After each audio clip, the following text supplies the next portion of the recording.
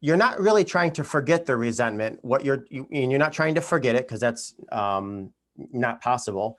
You're certainly not looking to accept it at face value. You're just trying to turn it into something that's more self-serving. And you can, because we do that all the time. I mean, how many times have somebody broken up with you, maybe in the past or recently, and our mind goes immediately to how they're out vacationing, or they're sitting on a hammock with their loved one feeding them grapes while somebody's waving fig leaves to keep them cool. I mean, we all put these things in our heads. So we've already we can put negative dialogue along with why we resent someone. So why not change that negative dialogue into something more positive? So anyways, the following 9 tips and techniques will help us rid of resentment. It's not a panacea, it's not a cure-all, but these are steps that certainly will help us move along the way. Number 1 is admitting that you're still bothered. I can't tell you how many times I talk to somebody and I'll hear, oh, I'm not gonna let that person anger me, or that person doesn't get to me, and it's clear that they do. So it's very important that you admit you're still bothered by this person. Now there's a vulnerability there, and we don't like to be vulnerable, especially when we're already feeling vulnerable with whatever situation we're in.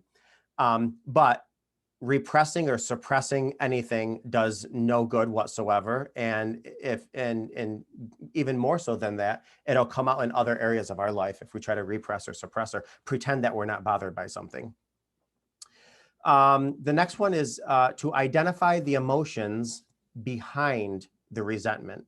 So you might be going around telling people, oh, I resent so-and-so because I got fired. I resent so-and-so because they lied to me. I resent so-and-so. But really, what is the underlying factor to that resentment? Is it because we're questioning our self-worth? Is it because we don't feel adequate in an area? Do we fear being alone? So it's not necessarily at face value what the offense was. Again, it's what do I attach to that offense? Sorry, I think somebody's trying to come in.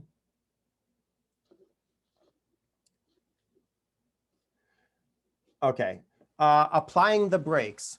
So when we get triggered, and I covered this a little bit before, but when we get triggered, it does us no good when we're angry and our breathing is heavy. We have to apply the brakes because our mind is not going to be in control. We are not going to be in control of our thoughts. And that's when all these, garbage thoughts try to come tumbling in. So apply the brakes, calm yourself down, try to ease the muscles around your eyes and your mouth, which send triggers to your brain that you're calm. If you have to go into the other room, go into the other room, change your scenery, put on a song, sing a song, whatever you have to do to stop the trigger, stop the resentment when you're getting it in its tracks. So that way you have a better handle of it. Number 4, acknowledge your role and your takeaways. Now, this doesn't sit well with people, but bear with me. Review what happened and ask, what could I have done differently? Now, it's very important to understand this is not to blame yourself at all. It's simply a dynamic. You were there, and there's something you can learn from it.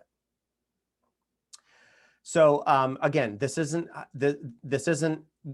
taking things personally. It's understanding, what am I going to do in the future? What takeaways am I going to do in the future that I can learn from this? So is it, I'm going to prioritize self-care? I let that go. Am I going to prioritize being my own self-advocate from now on? Am I going to make sure that that loan that I got is in writing from now on? Am I going to make sure that the family member that asked me for a loan, I get it in writing or say no? So what lessons did you take away from the occurrence that happened? Number 5, step into the person's shoes.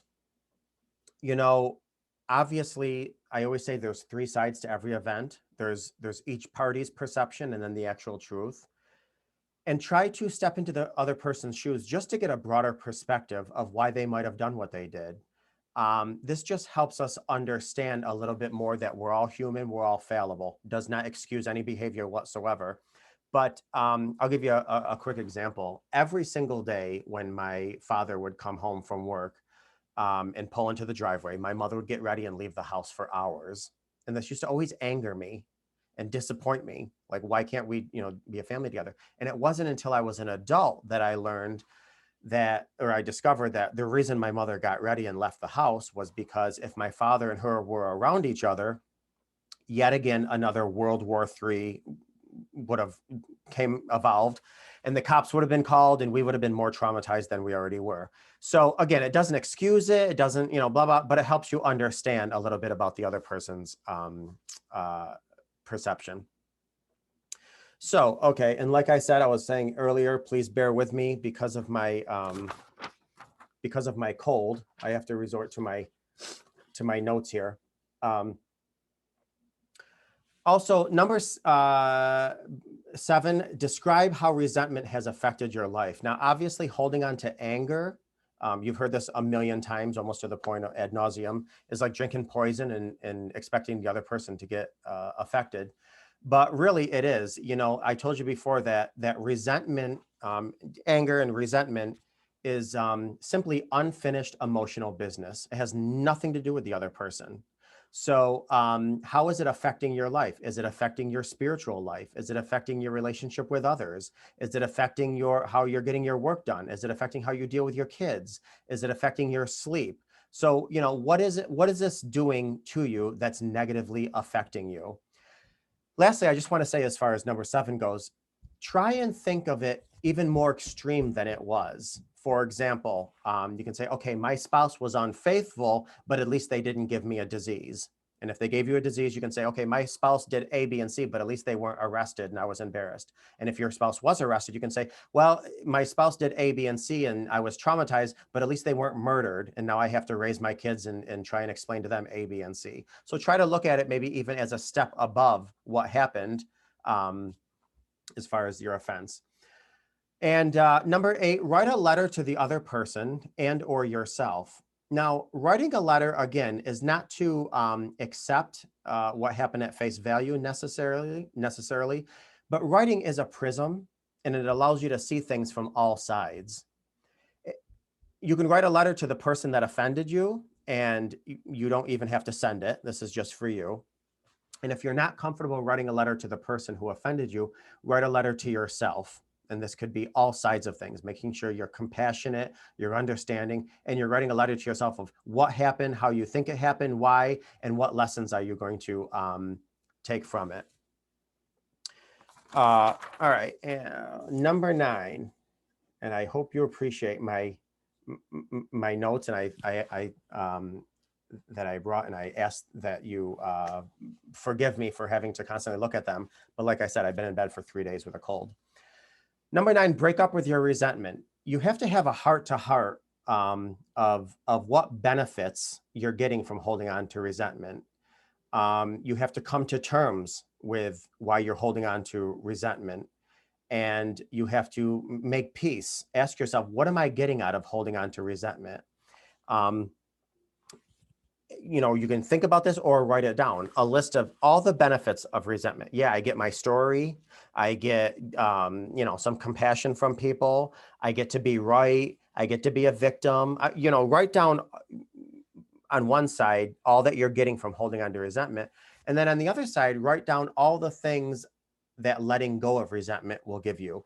Is that peace of mind? Is that freedom? Is that happiness? Is that, less irritation, less agitation? So write down basically what the pros and cons are of you benefiting from holding on to resentment and releasing it. And when you see that the benefits outweigh the benefits of letting go far outweigh the benefits of holding on, then it just gives you some extra stimulation to let go. So I believe that was the 9 right there. I do want to say that I have a bonus one. A lot of people are not into affirmations at all, and I get it. Some people love affirmations, some people do them, and other times people are like they're worthless.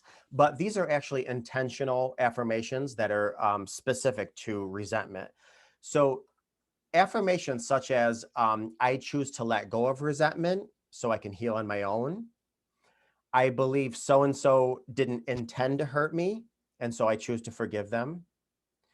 I don't need an apology in order to forgive someone and let go of this burden that I carry or this grudge. I am a forgiving person, and so I choose to forgive. Again, keep in mind that resentment is all about you, unfortunately. And I say unfortunately because we're already dealing with being hurt or disgusted or angry or infuriated or whatever the case is with somebody hurting us or humiliating us or harming us. And here again, we got to take on more responsibility of I have to own this and I have to do something with it. But bottom line, we all want to be happy. We all want to be joyful. We all want what's best for us. So why carry this burden around? Our burden is not necessarily hurting the other person, especially if we don't see them anymore, or they're dead or whatever the case is. And even if they're around us, why give them that much power? Why give them that much control? We are in control of our own joy, our own happiness. Resentment is about unfinished emotional experiences, unfinished emotional dealings, and it's up to us to deal with those emotions.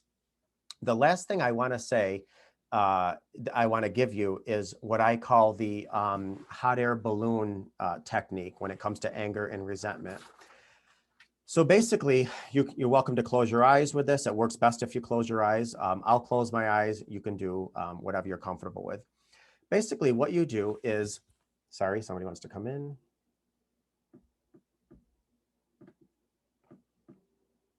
All right, sorry. You close your eyes and you think that you're entering a big meadow, a huge field.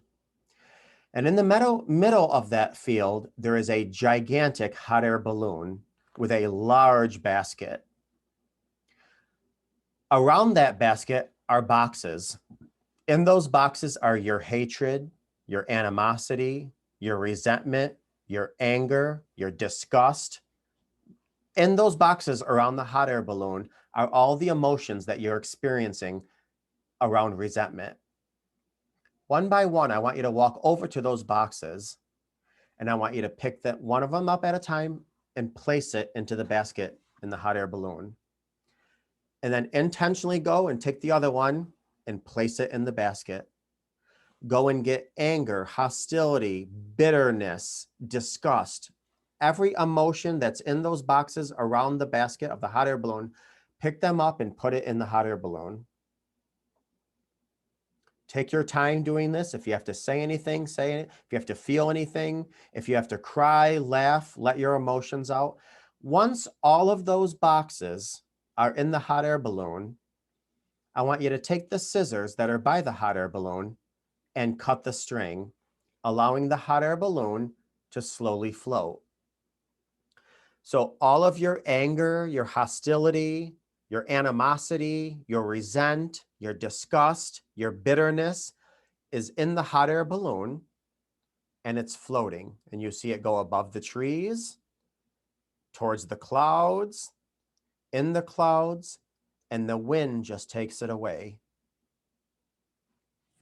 Again, certainly this isn't a cure-all, this isn't a panacea, but this is a symbolization that you are intentionally telling these emotions, you don't serve me anymore, and I'm giving them.